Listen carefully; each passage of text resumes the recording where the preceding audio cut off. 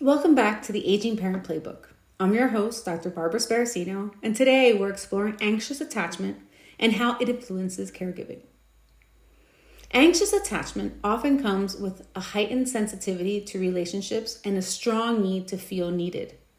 If this sounds like you might find yourself feeling overly responsible for your parents' well-being. But don't worry, this episode is all about turning that emotional intensity into a caregiving strength, maybe even superpower. What is anxious attachment? So, anxious attachment develops when childhood caregivers were inconsistent, sometimes attentive, other times neglectful. As a result, you might crave reassurance and struggle with feelings of abandonment. According to research, about 20% of adults have an anxious attachment style, characterized by high empathy, but also a strong fear of failure in relationships.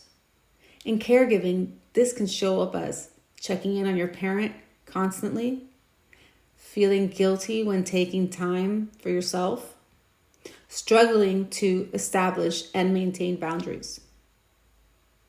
So, how does this impact caregiving? Your empathy is a strength, but can also lead to burnout if you're not careful.